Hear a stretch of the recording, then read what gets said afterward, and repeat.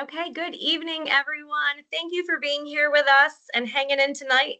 This is our third and final session slot. My name is Rochelle Goff, and I'm one of the college and career counselors here at Radnor High School.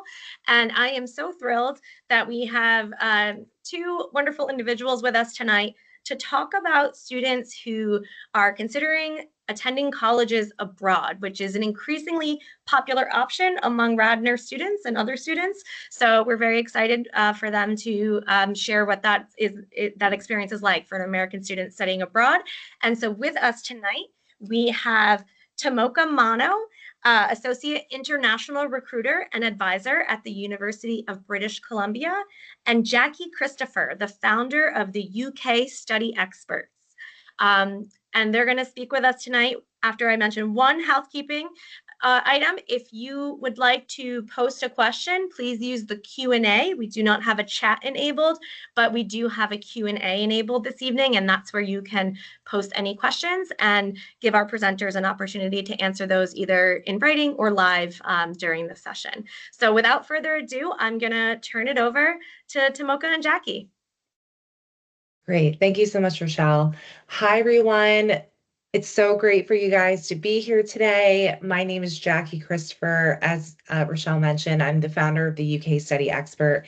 What we're going to do right now is we're going to just do a quick snapshot of the UK, and then we're going to go into Canada, but then we're going to do like an overview internationally, just like a little, like I said, a little snapshot at the end. You probably will have questions while we are presenting. Just give it a minute and then ask the question because we might be able to answer it a little later. At the end of this presentation, we will go over your questions and provide answers for you. So let's dive into studying in the UK. So why are students choosing the UK? So they have over 35,000 undergraduate courses in the UK, and it really positions a student to study globally and expand a student to look abroad and to get that global exposure and experience. Um, there are semester abroad options, but personally, just from my experience background, I've done my bachelor's and master's degree abroad in the UK, and it was just a constant new experience, even throughout until all the way up until my master's degree. So you're not only learning about the UK, but you're learning about all these different cultures while you're studying in the UK, which gives you that like really strong social skills to be able to connect with various different people. And British universities provide a multicultural, diverse, creative, and innovative environment. So, like I was mentioning about the international experience, but also just it's a very diverse, it's a really beautiful melting pot, but it's still very British. The major cities, it's more of a melting pot. And then the smaller towns, you still get a bit of international, but you still get that like British flair. But they have like a very, very, very cool, very creative environment. And living costs are much lower in the UK than in similar countries. So we're going to talk about that later, and you'll be able to see the differences, which is really exciting. And there's also plenty of internships and work experience. And there is also a new graduate route visa. So any student who has completed their bachelor's or master's degree in the UK, they will be able to, they can apply for a graduate route visa for when they complete their studies. So by the end of when you're finishing your degree, you can apply for this, and it allows you to stay in the country for up to 2 years. And and that allows you to work, and you can do any type of field. It doesn't have to be specific to your degree. So that gives you that extra added experience once you are done your studies.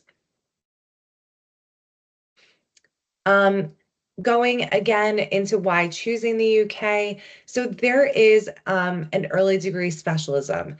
So in England, Wales, and Northern Ireland, it is a 3-year bachelor's degree. So if you're looking to just go directly into the subject that you want to study. You're not interested in possibly doing all these general classes.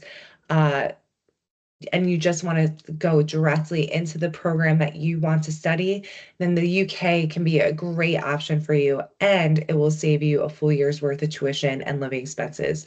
But if you are, if you are okay with a 4-year degree and you want to dabble in certain subjects, Scotland is a great option. So there's definitely two different sides for students.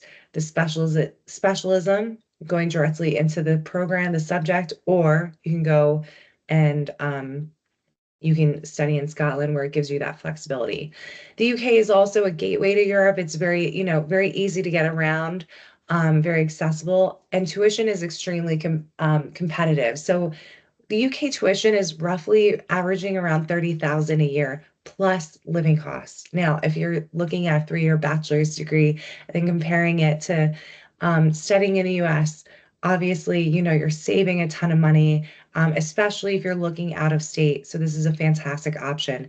And most universities are FAFSA accredited and offer international scholarships.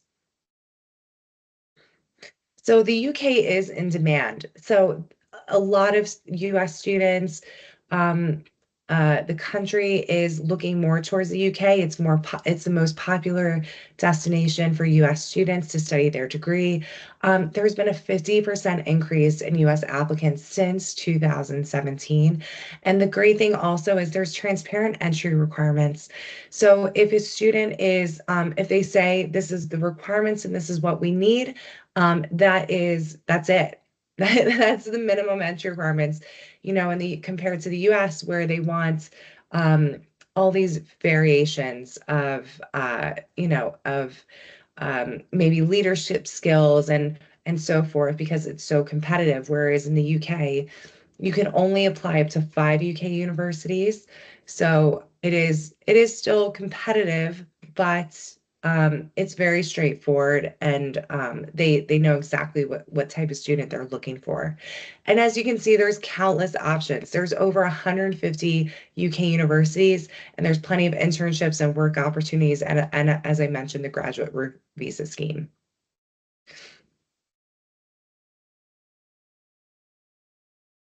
Next slide, please.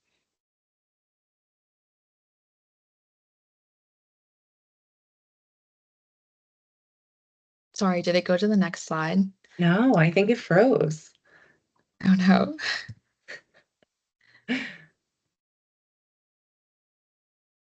Is it working now?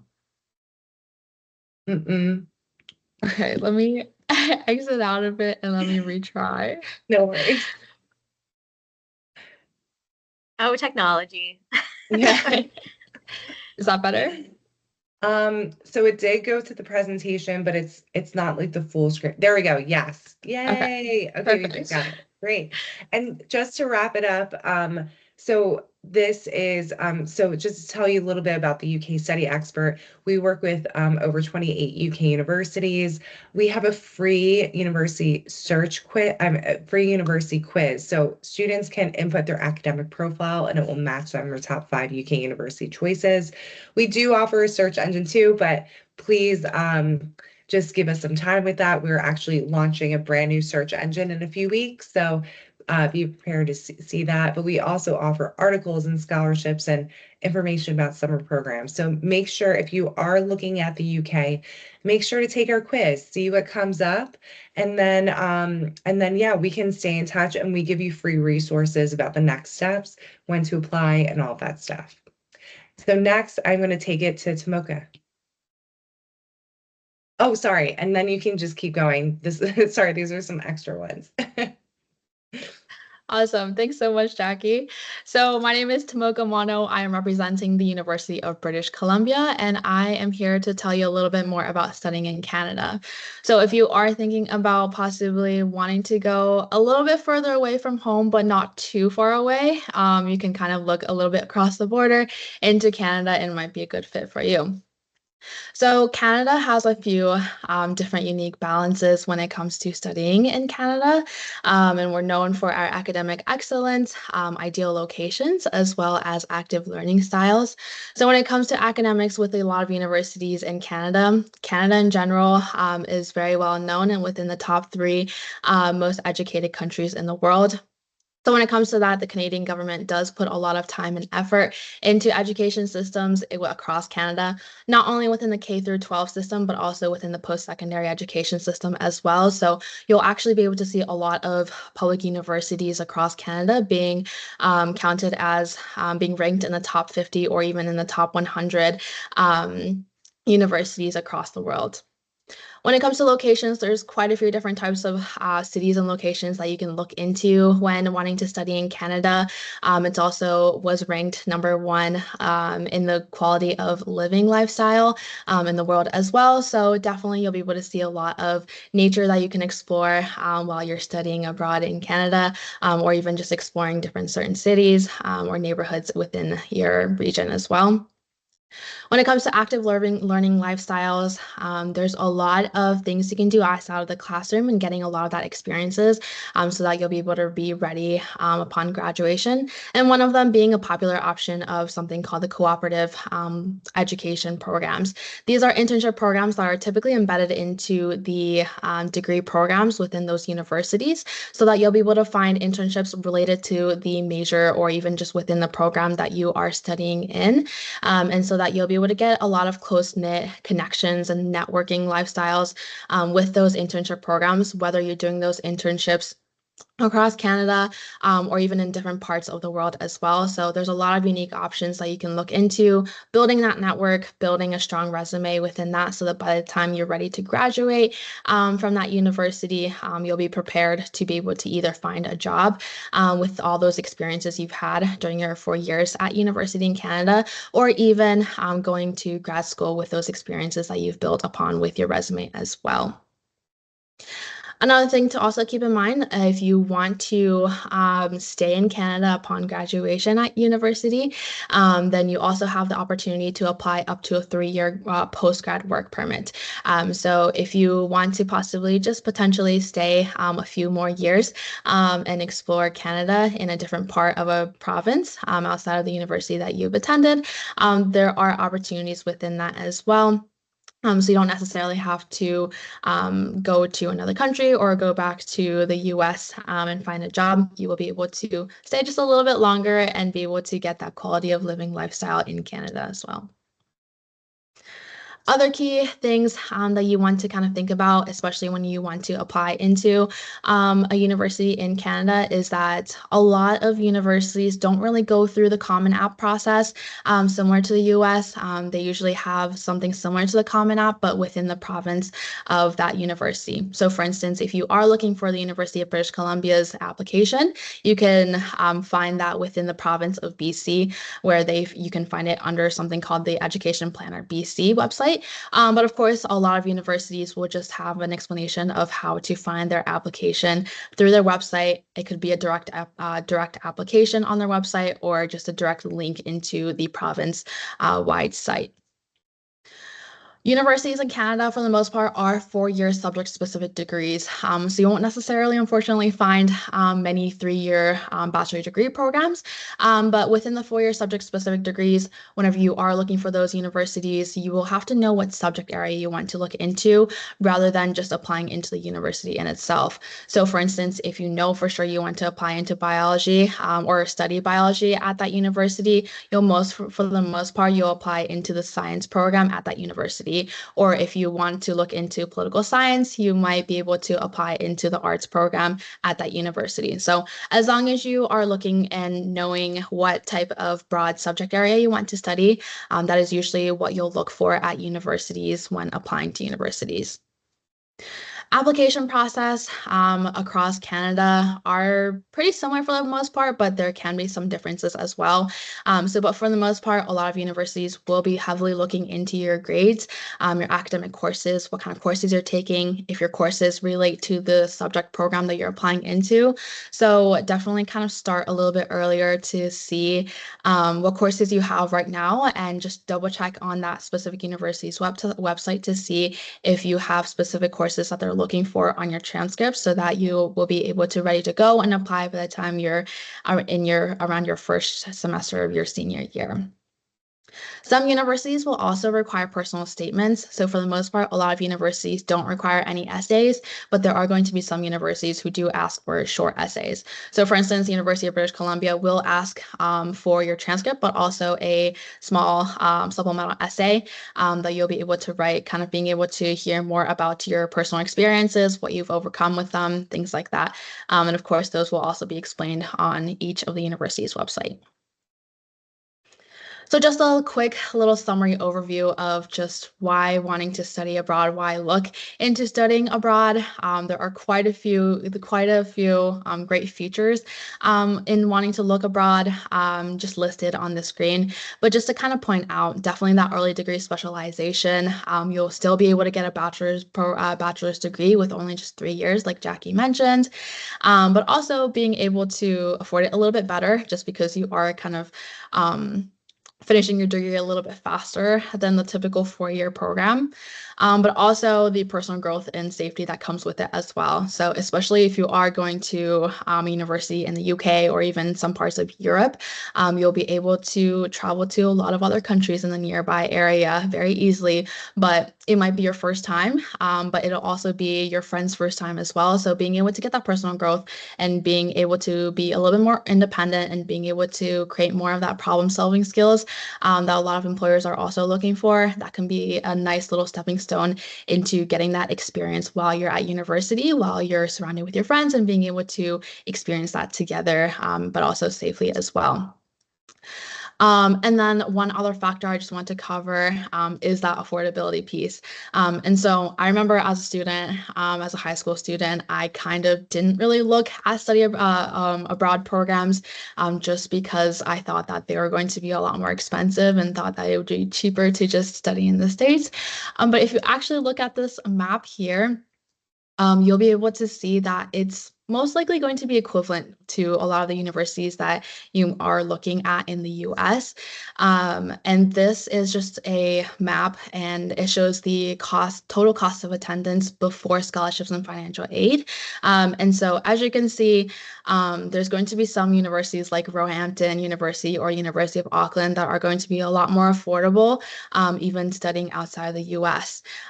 So if you compare the cost of attendance, possibly outside of the state that you're living in, it might be equivalent, if not a little bit more affordable to look outside of the US as well. So maybe not ignore studying abroad just yet.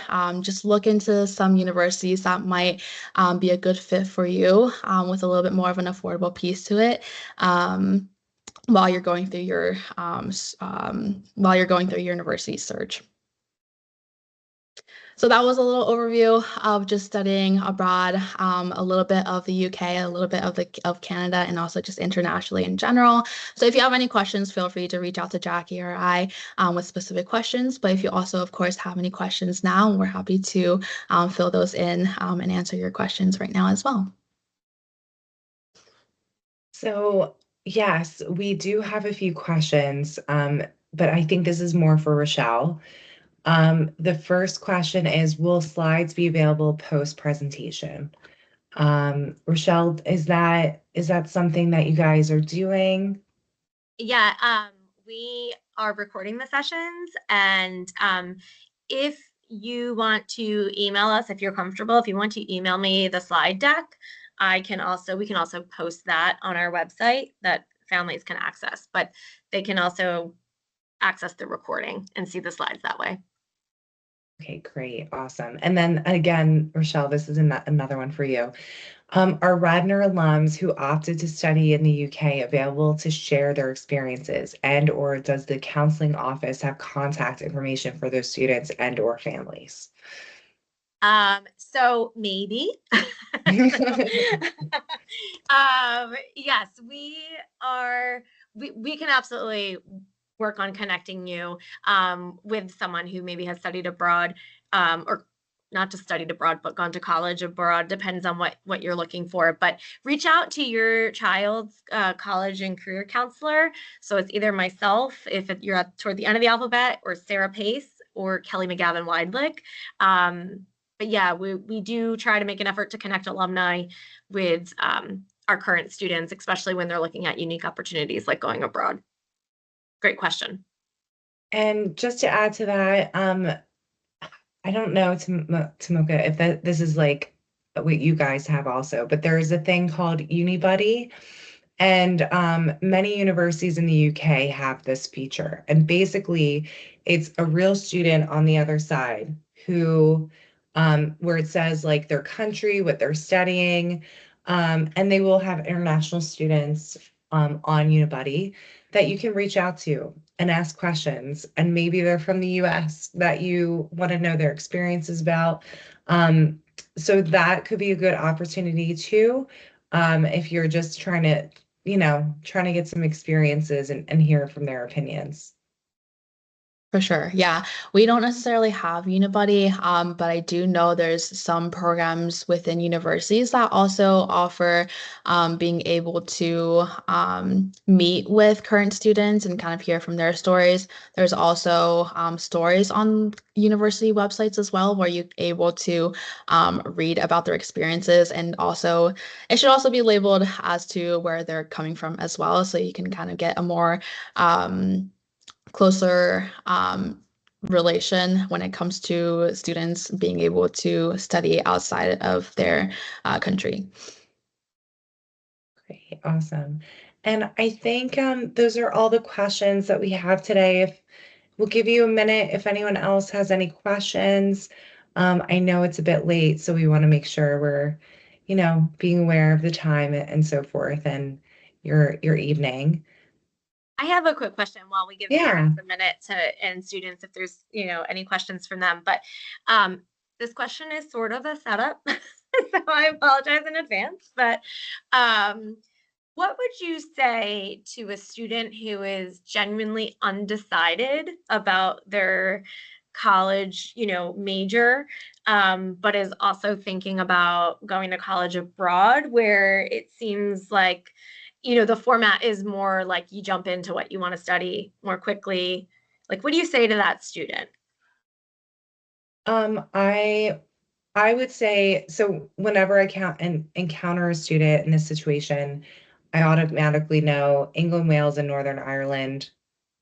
It's most likely not a great option. They do have a liberal arts degree, but it's liberal arts. Like you can't change your major in the middle of the program, even if it is or isn't liberal arts. If you decide to change your major, say midway into the year, you have to start all over again. So it's really important to be strategic in the UK, but for Scotland, you still need to declare your major, but you'll be able to to look at kind of dabble in different classes outside of your major or within the department. And you can change your major like in the second or third year. So if I do experience that, I would say Scotland is a better option. Or if they are still worried, it might be an idea just to do a year of community college and then figure it out. But there's also many universities abroad that are American that have that structure where if you don't know what you want to study, you can go in and it's totally fine.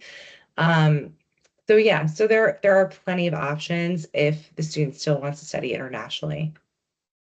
Yes, I agree that portion of even looking at universities that are more American related. So for example, like American University of Paris, American University of Rome, they have a little bit more of that similar style of being able to possibly going undecided. When it comes to Canada, for the most part, it is difficult to go undecided.